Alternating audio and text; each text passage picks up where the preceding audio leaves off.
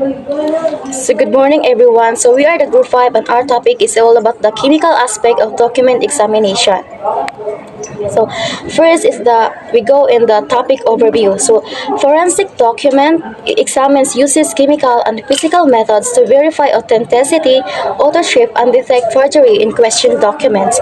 So forensic document examine is a critical field that employs scientific methods to analyze and verify the authenticity and authorship of documents.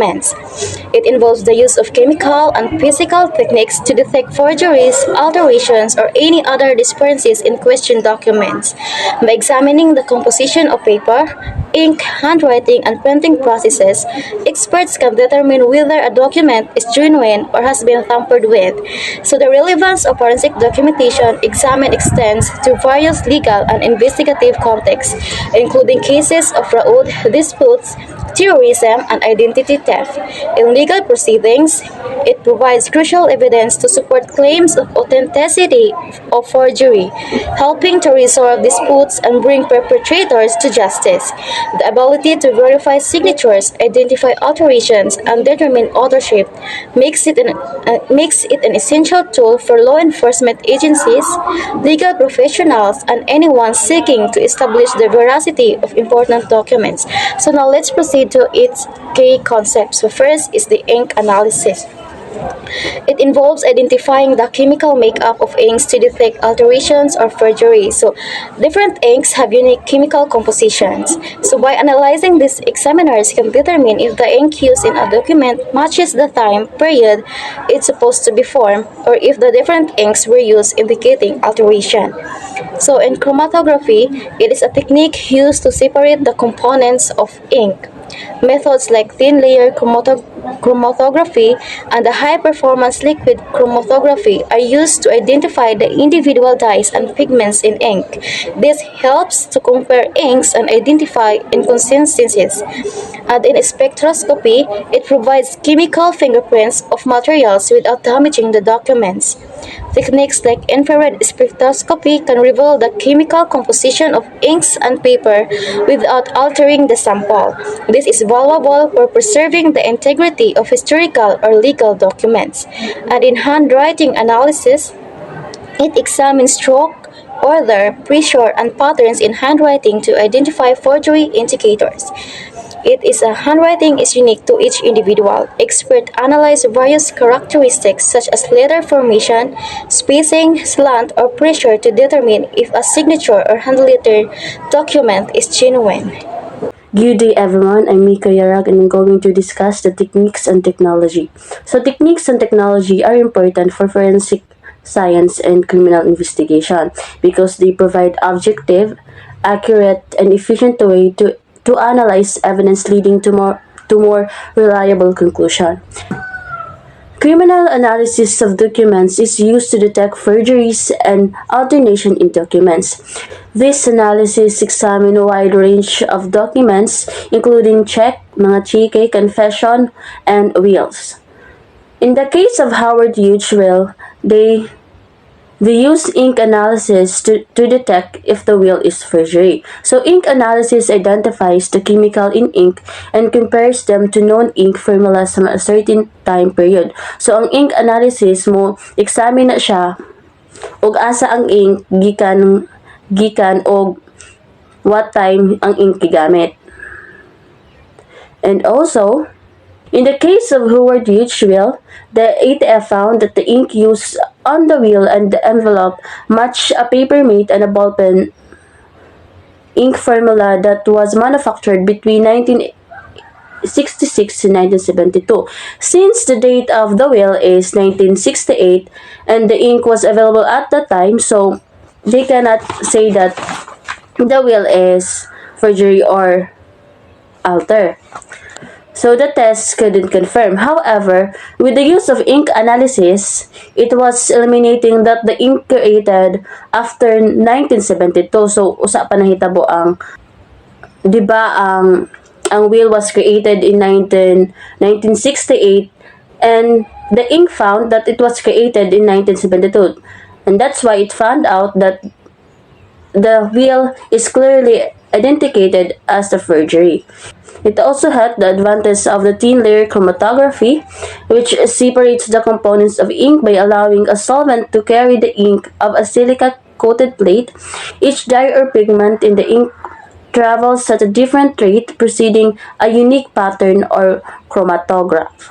And also, the Raman spectroscopy uses a laser to analyze molecular vibration within ink and paper. This technique provides a fingerprint of the material's chemical structure.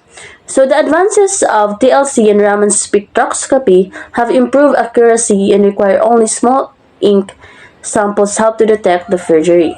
So after that, I will going to show the video on how ink analysis, the TLC and Raman spectroscopy work, and how this technology helps to detect whether the documents is forgery or alternation.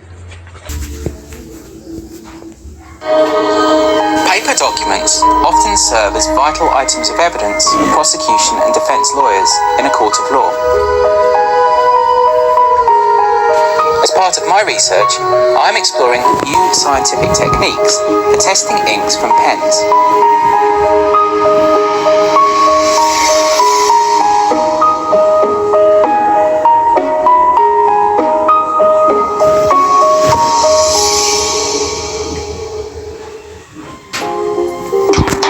In the 1970s, forensic scientists developed ways to test fountain, ballpoint, felt tip, and rollable pen inks, so they were able to tell those with different chemical ingredients apart from one another. These tests start by looking at the ink on a document through a microscope to study its colour and general appearance, which may give a clue as to the type of pen used. The next test would be to place the ink on the document under infrared and ultraviolet light, using a special piece of equipment called a video spectral comparator, or VSC for short. Under these special lights, the inks may fluoresce or glow. Inks with different chemical ingredients may glow in different ways or show different levels of brightness. In this way, it is possible to tell if different areas of writing on the same document may have been written with different inks, which could provide evidence that the document has been altered. Sometimes it may not be possible to tell inks apart using these two tests, even if they do contain different chemical ingredients. When this happens, a third test, called thin layer chromatography, or TLC for short, can be used. Samples of the ink are removed from the document, dissolved into a chemical solvent, and transferred onto a flat TLC plate. By placing this plate upright in a glass tank containing a small amount of a specially chosen solvent mixture, the different dye components present in different ink samples can be separated out and compared to see if the components from different areas of ink on a document are the same or different. Obviously, if they are the same, then the inks may be from the same pen. If, however, they are not, then the inks must have come from a different pen, again providing evidence that a document has been written with more than one ink.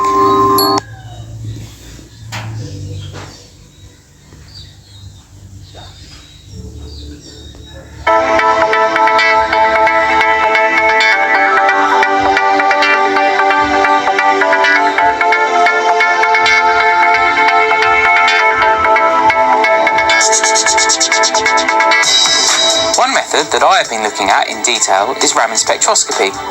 This is a scientific technique that directs a laser light of a specific wavelength through a microscope onto ink on a document. As the laser light interacts with the different chemical bonds that make up the chemical structure of the ink, some radiation that is shifted to a longer wavelength of light is scattered from the surface of the ink and collected through the microscope. This radiation passes through the microscope and into a spectrometer, where it is detected and the information it contains converted into a visual display on a computer screen. This display, called a Raman spectrum, is made up of a series of peaks of different heights that represent a particular type of chemical bond in the ink. Different brands of ink may contain different chemicals, so their Raman spectra should also be different, thus providing a fingerprint or chemical signature that can be used to compare inks. As part of my work here at the university, I have analysed ink from over 400 different gel pens of different brands and models, and using different Raman spectrometers. I am testing the different instruments to see which one give the best results. The results have allowed me to place different brands of gel pen into groups based on a comparison of their spectra by eye. This information provides the forensic scientist with an idea of how common a particular ink is, as well as how useful the technique of Raman spectroscopy is for telling different brands of gel ink apart. I've also been investigating if we can tell different brands with similar spectral patterns apart using statistics. Using a computer software package, it is possible to group brands based on their spectral pattern into groups. Using a computer to do this means that the decision is made objectively, removing any human bias. A chart called a dendrogram can be produced showing how the different brands can be grouped and how similar they are to other groups. Good day everyone, my name is Chris Margati. So today's report I will going to discuss the techniques and technology about the scanning electron microscopy or SEM. So SEM uses a focused beam of electrons to create very detailed images of tiny objects such as bacteria. So SEM allowed researchers to look at the surface and shape of the spores in the powder from the letters, revealing that they were small, highly purified, and coated with a fine powder indicating professional processing. So SEM is a special tool that uses a focused beam of electrons to create very clear and detailed pictures of tiny objects. So much smaller than what a normal microscope can see. Instead of using light, it uses electrons which can show the surface texture, shape, and even the material composition of an object. So in forensic science, SEM helps experts look at very small traces of evidence like gunshot residue, dust, hair, fibers, or powder.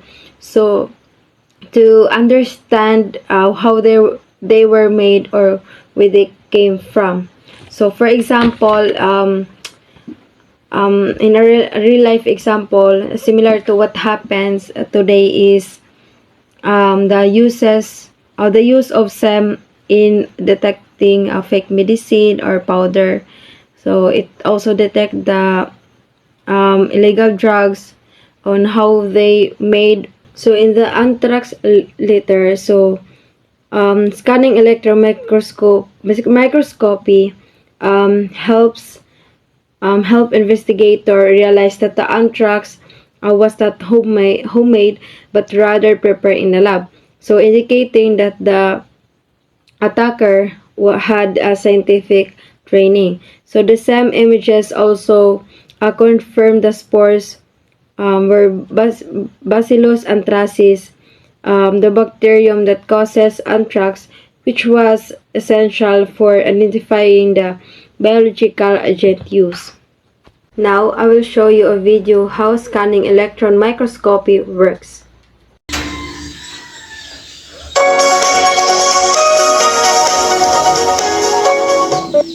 Working of scanning electron microscope.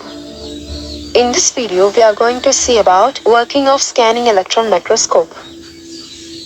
Internal parts of scanning microscope: electron gun, anode, condenser lens, objective lens, X-ray detector, secondary detector.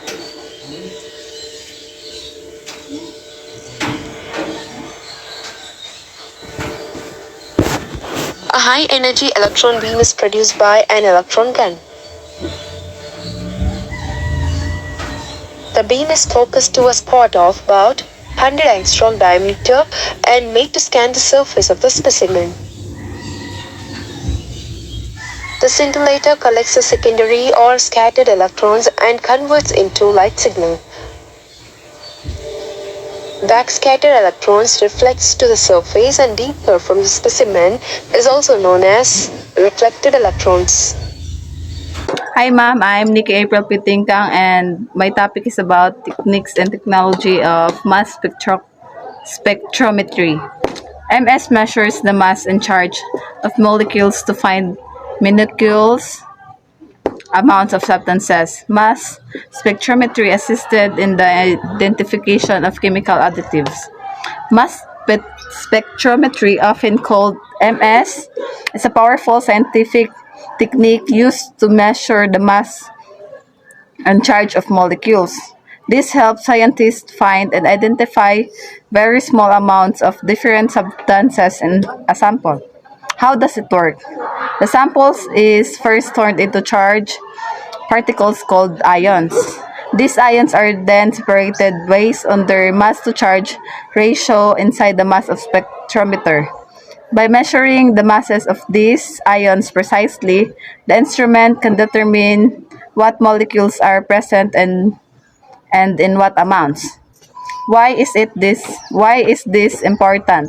In forensic science, mass spectrometry is very useful because it can detect tiny traces of chemicals even if they are mixed with many other substances. For example, MS can help identify chemical additives in ink, drugs, explosives, or poisons, which is crucial for criminal investigation. Mass spectrometry has become an essential tool in chemistry and forensic laboratories for the following reasons. First is it detects even minuscule amounts of substances. Second, it provides detailed information about the chemical composition. And the last one, it helps confirm the presence of specific chemicals such as additives or contaminants. In summary, mass spectrometry allows forensic experts to analyze complex examples accurately and efficiently.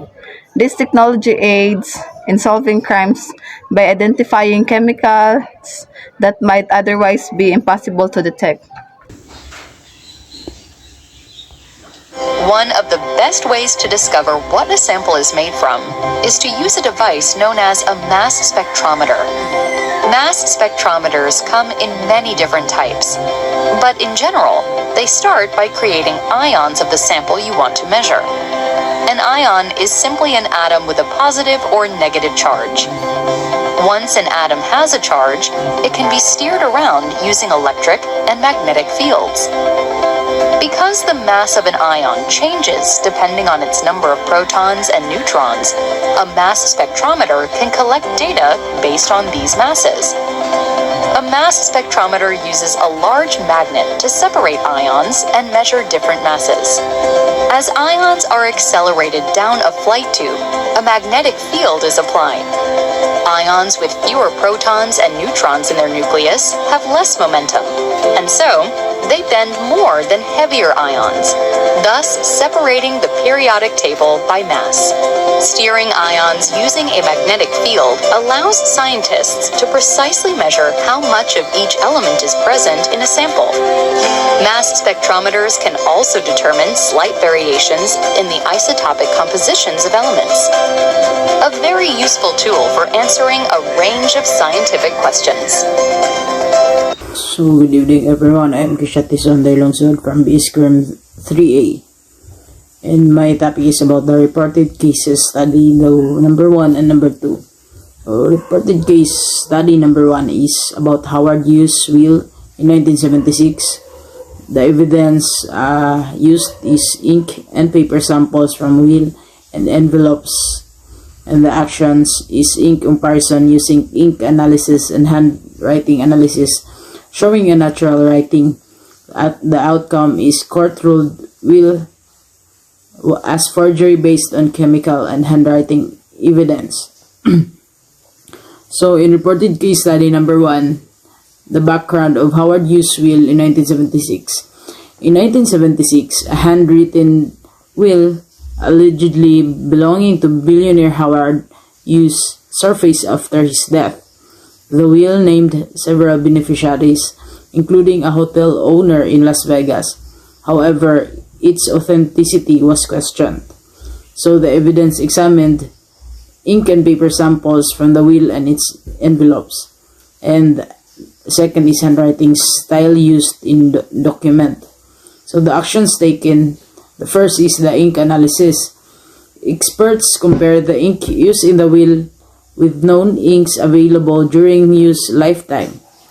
The chemical composition did not match the type of ink would have used, indicating it might have been written later.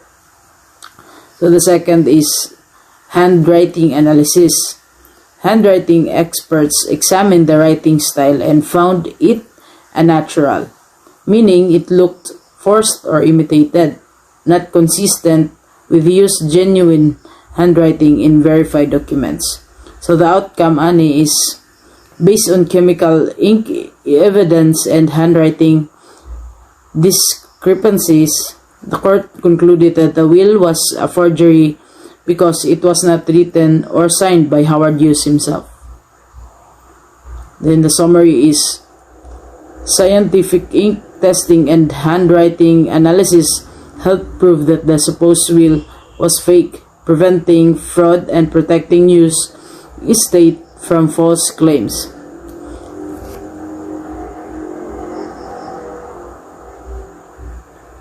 So in reported case study number 2, the anthrax letters in 2001. Evidence letters containing anthrax spores envelope inks and papers. Actions, SEM or the scan, electron monitoring or microscopy scanning electron something. SEM to identify anthrax spores, mass spectrometry to detect chemical additives, handwriting analysis on envelopes, and the outcome is led to prosecution, showed attacker had scientific expertise.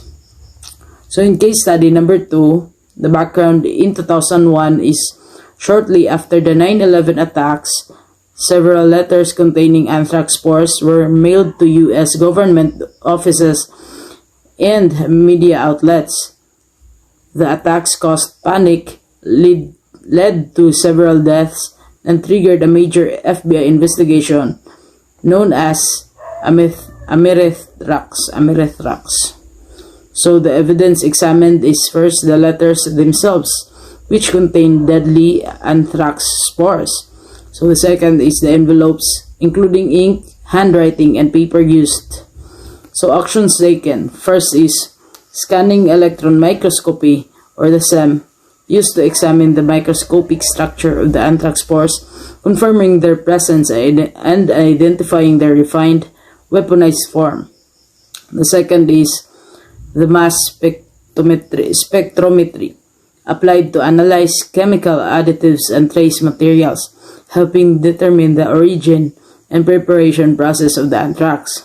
The third is the handwriting analysis. Experts studied the handwriting on the envelopes to identify possible suspects or match writing patterns.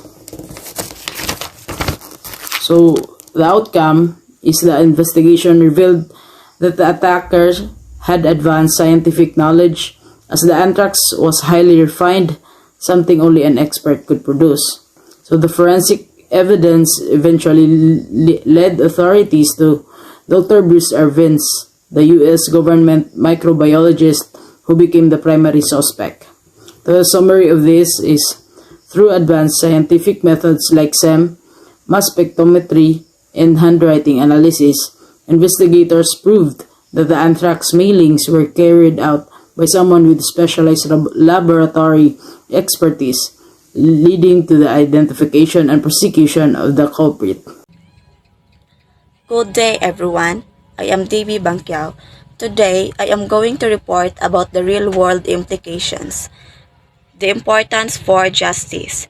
Chemical analysis provides objective and scientific proof of authenticity.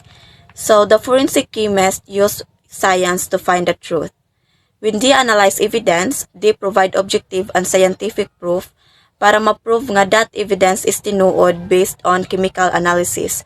And it is very important for making fair decisions in court and ensuring justice is served. Then, the law enforcement use helps convict criminals, prevent fraud, and uphold legal integrity. The work of these chemists directly helps police and law enforcement to convict criminals by linking things or piece of evidence like matching drugs or mga chemical nga gikan sa crime.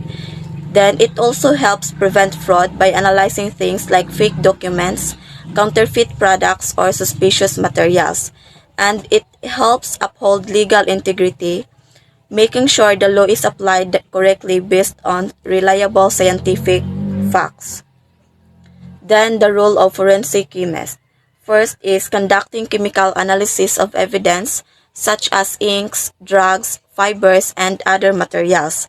So the forensic chemist tests the evidence, so they collect items from a crime scene like inks, drugs, fibers, and any unknown materials, and ilan nilang tawon sa laboratory para ma-identify kung asa gikan and to figure out exactly what they are.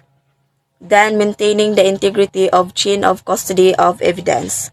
So this is about keeping the evidence pure and track. They must handle the evidence carefully so it doesn't get contaminated. They also have to record every single person kung kinsa tong gagunit sa evidence sugod sa pagkolekta hangtod sa i-present na sa court para ma-prove nga wala gibag-o or wala gidaya nga ebidensya. Then, staying updated on scientific advancements and maintaining high ethical standards in handling evidence and reporting results. So, they must stay updated and keep learning sa mga bagong techniques and instruments.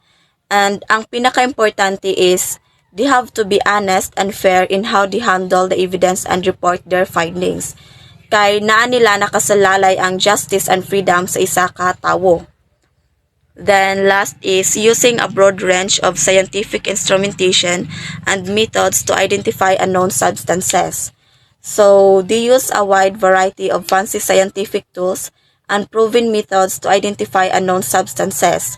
Like for example, they might use a special machine to find a tiny trace of poison or a specific type of explosive. So they are experts at identifying the chemical identity about anything. That's all. Thank you.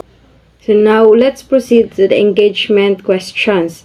So what challenges do you think forensic chemists face with modern digital documents? So forensic chemists today face big challenges, because many documents are now digital instead of handwritten or printed. So digital files can be easily edited, deleted, or forged using software, making it hard to tell what's fake or real. So also chemical analysis like ink or paper testing can't be used in digital copies. So experts must rely on digital forensic tool to trace file history of or detect edits. So for example, identifying the original version of fake online document can be difficult when it has been shared through many social media platforms. So next question is, how does combining handwriting and chemical analysis improve forensic accuracy? So when investigators combine handwriting analysis to study a person's writing style, pressure, or stroke pattern. So with chemical analysis to check the ink, papers, or pen type. So they got stronger and more accurate evidence. So handwriting